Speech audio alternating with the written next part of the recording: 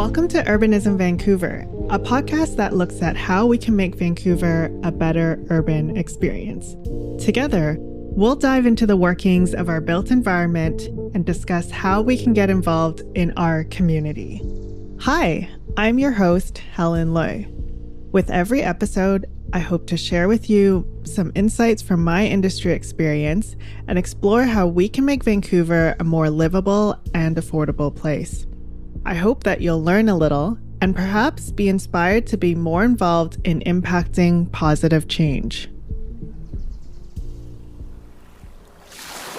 Before we get started today, we want to acknowledge that this podcast is recorded and produced on the traditional and unceded territories of the Coast Salish peoples, including the Musqueam, Squamish, and the Tsleil-Waututh nations.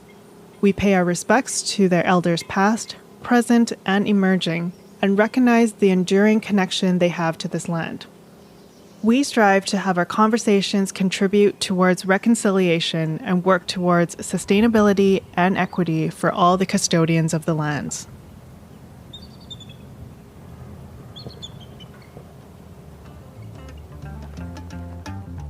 One common concern about adding density is the impact on public systems.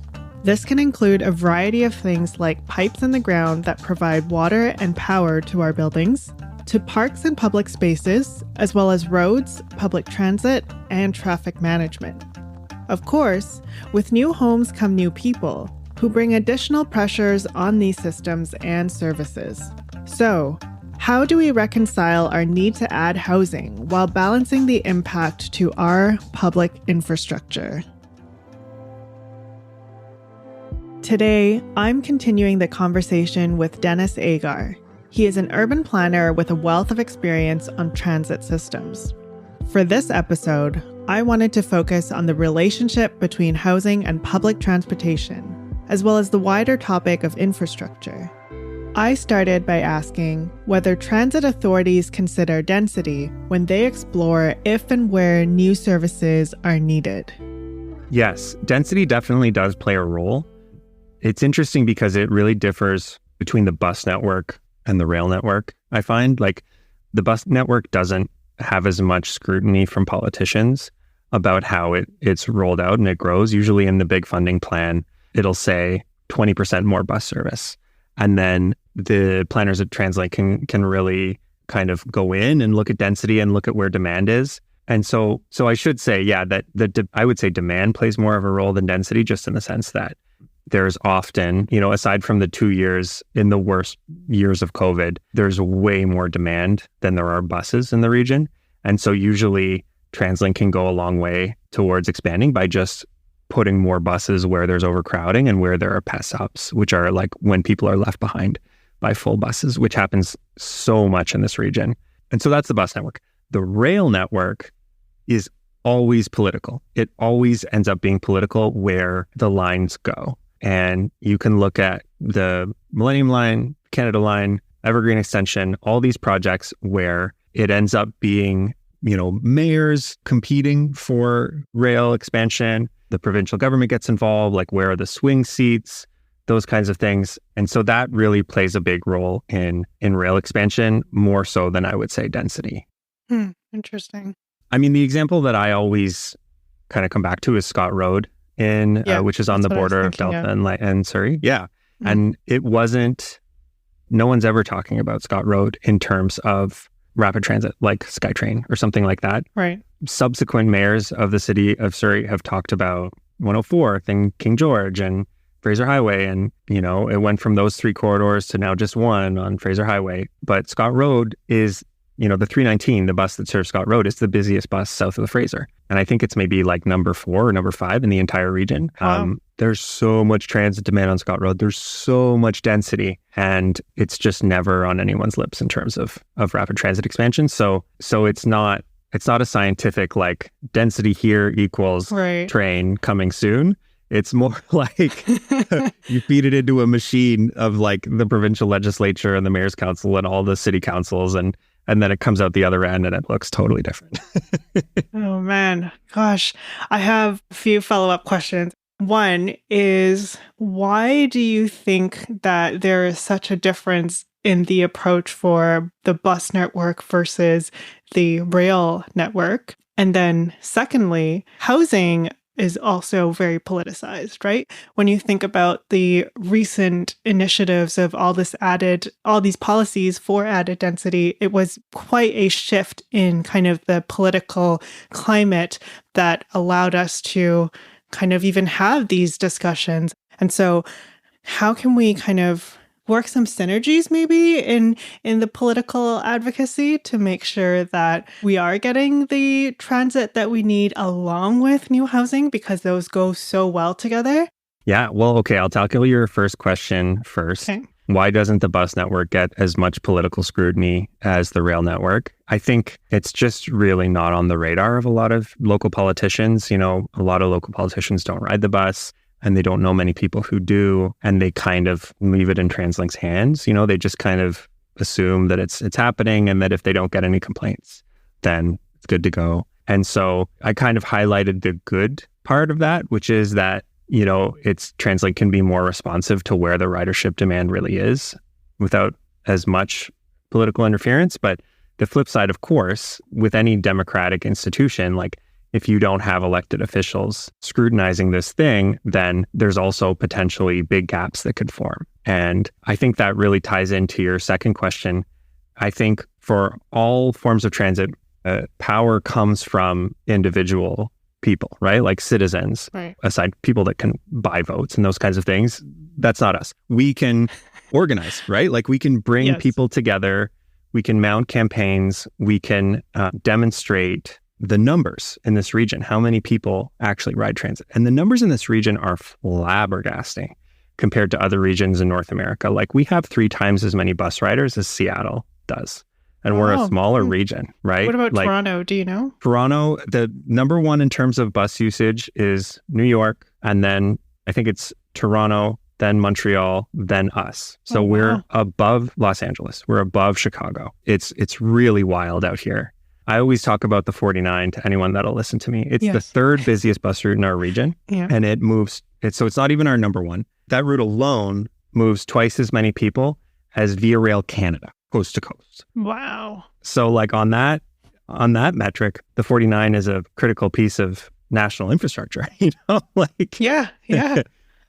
So anyway, so all of this to say that I think the rollout of the bus network could use more involvement from grassroots individuals, talking to city councilors, talking to mayors, talking to MLAs, generally just making it known that buses have problems and that there aren't enough bus lanes. And I think the same goes for rail expansion too. Like it's harder because the dollar figures are so much bigger, and there are mayors that are paying attention and might have their own kind of incentives for like where the new SkyTrain should go, but riders should have a bigger say in that. And I think that's really the solution to a lot of this stuff, is like an organized voice for riders. Yeah. The other thing I was thinking of when you talk about the 49, like I took the 49 whenever I went to UBC, and I remember just thinking like, if my parents had just let me live on campus, I wouldn't have to be on this 2-hour commute, right? And so I imagine that where housing is like a key part of the demand of transit, because a lot of these key routes are probably people coming in from Surrey, from Delta, from Richmond, having to go to UBC, having to go to downtown for their work. And again, it speaks to the benefits and synergies of allowing more housing density in some of these areas on your map that don't have that much density, so that I would assume that would also alleviate some of the, or actually increase the efficiencies, I guess, of some of how our public transportation works. It would shorten trip lengths, right? Like all of a sudden, instead of commuting all the way from Delta to UBC, you know, if there was more housing in Dunbar, then that person would still be going from Dunbar to UBC, but and so they would still be on the transit system, but their trip would be a whole lot shorter. And they might be more transit dependent for all their other trips. Like if they need to go to the grocery store or the rec center, they would be taking other short trips. This is the exponential thing that I even today have a hard time elaborating on. But like when you put more things in places, it's not just like straight line, like add this many homes and this many stores, and then ridership will go up like a linear amount. it totally just changes the places that people go from and to. Like, this is the exciting bit. You know, if you imagine, like, even think about those stores on Cambie around 7th and 8th, like a Best Buy. Like, how handy is it to have that big box Best Buy and the big box Canadian Tire in the urban core? Like, kind of like not great urbanism, but the fact that those are there make it so much easier to live a walkable urban lifestyle. Every person that you add in a built up area, it allows for more commerce, more retail, and that makes it even more livable in that area. And it just creates this positive feedback loop that freeways have had access to. The positive feedback loop has been happening for freeways for 60 years. If we could just get at some of that positive feedback loop action, that's some of that exponential kind of the benefits of a network. The key barriers to improving public transportation are very similar to challenges to building better communities. There is little focus on things that can benefit a quiet majority, like buses, because these groups are not able to easily advocate for their needs. They may also have less access to politicians, and these policy decision makers often do not live and experience the struggles of the day-to-day challenges due to poor infrastructure, like our public buses. As a result, the topics that are politicized aren't always the full picture, meaning that our policy decisions often overlook large portions of our built environment and also the people within them. As a result, we're leaving a lot of opportunities on the table. For example, the benefits are exponential when we add lots of housing near lots of public transportation. Like, I always try and bring it back to this network effect, like the idea that if you were the first person on a social media network, like if you had the first MySpace account back in the aughts, you know, what good did it do you? There was no one else there. Like, cool, I can make a little page for myself and put all the music I like, but no one's going to see it.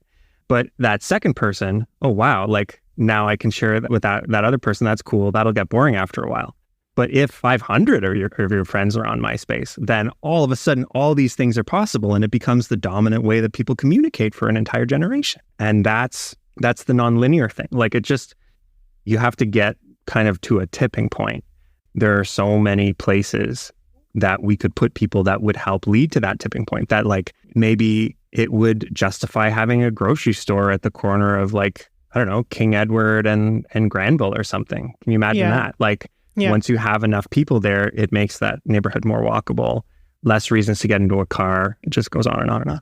Last time we met, you had like given this description of what I think you sort of just summed up there, but this idea of why Tsawwassen is not a great spot for this kind of like connectivity. And so is there like an official term that you use for what you describe that as? Because again, I think that applies both in transportation and in neighborhoods, building out of housing, this idea that you want to place it in areas where it has a lot of directions to go, I guess. The term is centrality, and I pull it straight from like a journal article by Robert Cervero and a few other people.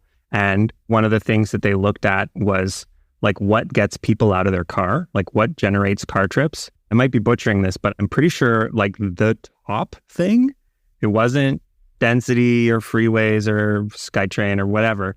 It was centrality. It's like, how close are you to the center of the region?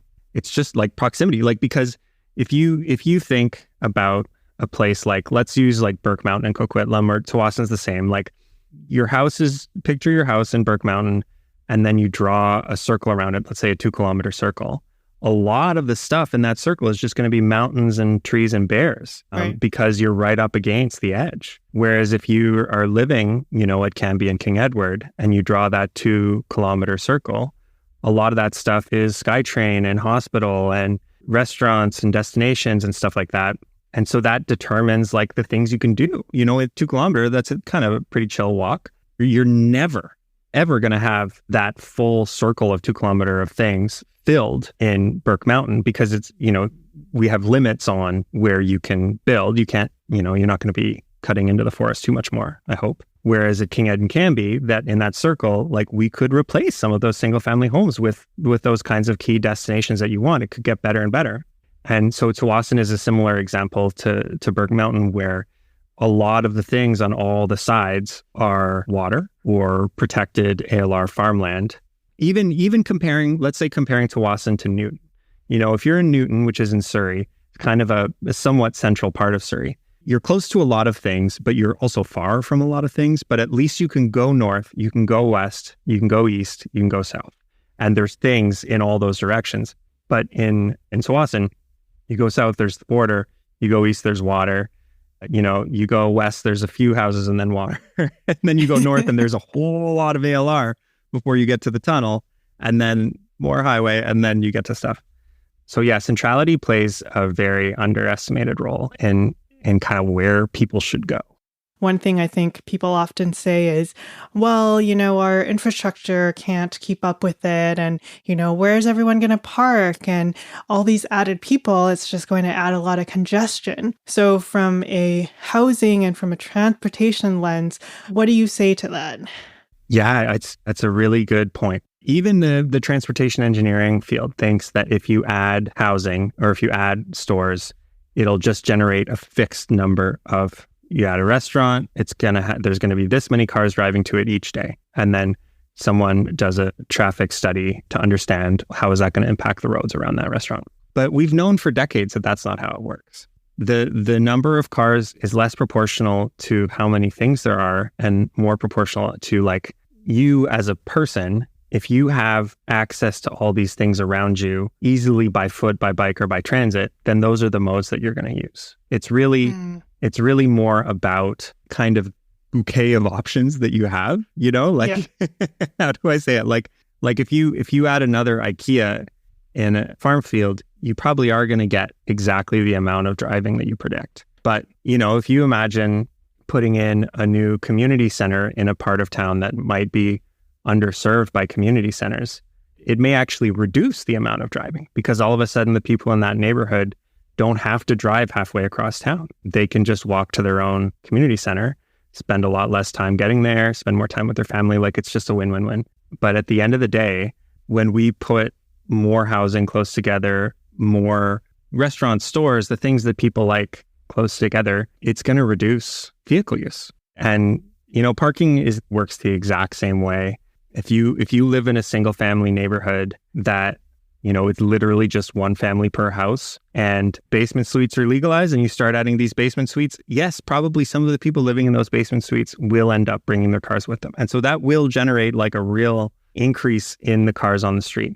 But it's an intermediary step. Like it's not the end state. Like right. Once that density grows and grows and grows, it'll be that much easier to live without a car. And then eventually, you know, cars per person will start to plummet. Right. So would it be fair to say that, you know, some of our very low density single family areas, we add like some density, like a laneway, like a basement suite, you get a interim effect of increased cars and increased kind of congestion, but then you kind of reach a point where the neighborhood becomes filled with more things that it kind of has the opposite effect of it's taking people out of cars because there's so many options. There's, like you say, the bouquet of options that are walkable that you're actually reducing those vehicle trips. Yeah, as long as zoning is keeping up with, like as long as those things are allowed. So many neighborhoods in this region don't allow corner stores. They don't allow like banks and stuff like that. The things that you need to go to don't allow jobs. And so in a kind of a functioning urban development scheme where those things will come, like as soon as a person at the headquarters at Best Buy determines, you know, like there's officially enough people in like Killarney for a new Best Buy, then they'll put one there. But they can't. It's not allowed right now. Yes, that's true. So as long as a region is adaptable to those kinds of changes, then, you know, parking need not be an issue. And of course, I mean, I don't need to tell you, but like to prioritize parking over addressing this like crippling housing crisis is just the most bonkers. Yeah. Yeah, it's just so short-sighted. Again, it's like putting this aesthetic dream of what things were like in 1997 ahead of your own children and grandchildren's ability to live comfortably in the future. It really just emphasizes again that we need less restrictive zoning so that we can add density in these areas, but not only just to add housing, also to allow flexibility to add the corner stores, to add the Best Buy wherever Best Buy thinks has a demand for that neighborhood. And so maybe the response to people who say, oh, we shouldn't add housing here because, it'll be like a negative impact to infrastructure and it'll add traffic and cars, is a response of maybe if we added the density, it could reduce some of the car trips that you currently have by adding some of the amenities that you currently have to drive to, right? Because I think because change is hard and it's scary, and especially for people who might have been living here, for like 50, 60 years. So the more that we can appeal to the self-interest of people, of thinking like, hey, I used to have to drive to the community center, but if there's enough people here, I could get that coffee shop that I normally drive to. I can get that community center that I, normally drive to. That's something that I think people don't often think about. They just kind of think about a burden to their existing infrastructure, their existing transportation and amenities. Yeah. I have another stat that's going to blow your mind. Yeah. Please. You ready? Yeah. Traffic volumes on the Lions Gate and the Second Narrows bridges, which are the only ways to get to the North Shore by car, peaked 20 years ago. And so really? Yeah, 20 years ago is when they peaked. And so what happened, right? Because there are more people on the North Shore. There are more people in Squamish and Whistler that are further up the North Shore. They have more stuff over there now. They have so much more that they can just do by staying on the North Shore. So they don't need to constantly drive in. Yeah, right? This is how it plays out. And certainly seems like traffic seems really bad on Highway 1 and through the core. Right. But if you just look at the numbers counted by the province, like a pretty reliable source, it's been pretty much flat over the last 20 years. I mean, part of it too is that you can only fit so many cars through that pipe, there's only 3 lanes on one and 6 on the other. And that's it. That's how many cars you get to get through. But yeah, there's so much more at people's disposal on the North Shore, whether it's at Park Royal or on Lonsdale. Interesting. Because the moment you said that, immediately my brain thought, which transit upgrade did they do that allowed this to happen? And not think hey, it's because they added stuff there and people didn't have to drive down. But that's a great example. I love that. Yeah. I mean, and transit definitely plays a role. It's kind of the release valve. There are definitely more trips to and from the North Shore, the rest of the region. And it's just that buses are, bus ridership is really a lot higher than it was. Even bus ridership to West Van, which always surprises me when I look at the ridership growth on the 250, which is kind of the main route to West Van. It's doing really well. The 240, is an articulated bus now. That's the one that goes to North Van from downtown. So yeah, so those buses are playing a big role, and that gives you a bit of a clue as to how that kind of growth can happen. It's it's a bit of an island, the North Shore, so it kind of helps you to kind of isolate how things play out. But there's all this building on the North Shore, and it doesn't generate more traffic on the bridges, or at least it doesn't cause a societal collapse having this additional density on the North Shore, because all of a sudden people are I don't know what's a good example. There's a movie theater at Park Royal now. So they're oh, I don't have to drive into the core to go to a movie theater. All these amenities that they might have had to go elsewhere for, they have their own. Yeah. I think Ambleside is probably a pretty good example.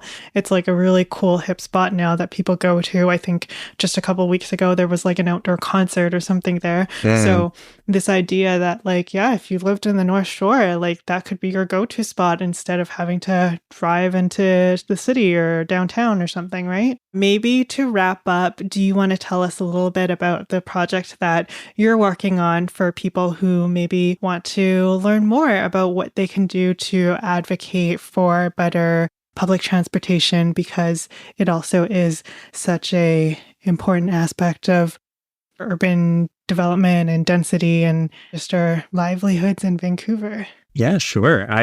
I've been working at TransLink for 10 years.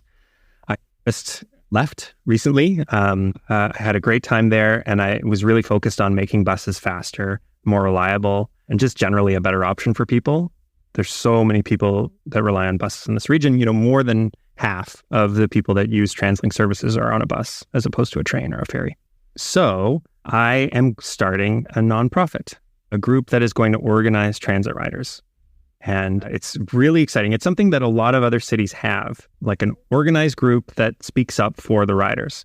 And so I think it's a piece that's been missing from our landscape here. And in my experience, what I've seen is that a lot of the barriers to good transit, those exist because the voice of transit riders aren't heard at the municipal level, at the provincial level. We need a big group of transit riders that's willing to raise their voice and talk to council, talk to their MLA, those kinds of things. And so, yeah, that's what I'm going to be working on. Excellent. I'm so excited. I think that's a really important thing. And much like housing, there's a lot of people who don't have their voices heard. And I think that this is something that a lot of people, myself included, can relate to.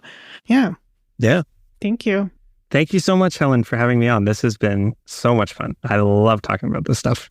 Good. Excellent. I do too. I really enjoyed my conversation with Denis, and I learned so much through it. And I hope that you did as well. He highlighted a few key themes that I want to emphasize as we ponder the relationship among housing, density, and infrastructure. Number one is stuff begets stuff. And that's a good thing. The more things we have, like the density of homes, the more likely that it will allow for retail shops and conveniences to appear. And therefore, the higher probability we can rely on walking instead of driving. More people also makes a clear case for more public funding for services like public transportation upgrades or new amenities like community centers. And as that happens, we need policies that are flexible enough to allow for the consequential increase of amenities, businesses, and infrastructure. And this relates back to the policy reform we discussed in episode 2. The traditional way of looking at infrastructure is biased towards negative impacts. Instead, we should acknowledge that while more people require more services, this also brings us benefits. We should welcome new homes and buildings, especially in the middle of our region, because of my next point. Number 2 is centrality. As a region, and as most regions should, we need to limit the bounds of our urban development. This not only helps us preserve more of our important natural areas, but also it increases the efficiency of our built environment. And, as Denis points out, the best places to add density are in the middle of our urban areas because it's most likely to be connected to everything that residents need. Third, not all services are created equally. Infrastructure and density, and therefore people, aren't linear relationships. Sometimes, more people require a little bit more infrastructure, and others, a lot more. Sometimes adding new homes does result in more cars, until the neighborhood reaches a density that permits for more stores, amenities, and options that reduce the need for driving. It's a work in progress. And finally, when you add a political layer, often the topics that are most talked about aren't the things that have the most impact. For example, improving bus service can help a lot of people, but it isn't always the most exciting issue to discuss. I hope that my conversation with Denis has shed light on some of the complexities in the relationship between people and public infrastructure. Though adding density can cause some to be wary, it's clear that these are challenges we can overcome. And it's also evident that density can add a lot of positive things. The next time you see or read about housing and infrastructure, I challenge you to think more deeply about the impacts and to question whether it's an issue that will move us closer to more livable and sustainable communities. On our next development, we're going to explore an important component that has been lacking to date: truth and reconciliation. What does this mean for the future of our built environment? So much of our relationship with land and home ownership has been rooted in colonial and settler values. These are also values which have shaped land use regulations, marginalizing and preventing many Indigenous and First Nations peoples from their ability to create thriving communities. What can we do to address these past harms and reapproach our built environment to create more equitable communities? We'll also discuss what we can learn from the new Indigenous-led developments. I hope you'll join me for the conversation. You've been listening to Urbanism Vancouver, the podcast dedicated to bettering our built environment. Be sure to follow us on your listening platform of choice so you don't miss our future releases. I'm Helen Lui. Thanks for listening. This podcast series was independently funded and produced by myself and Aaron Johnson. Visit us at urbanismvancouver.com.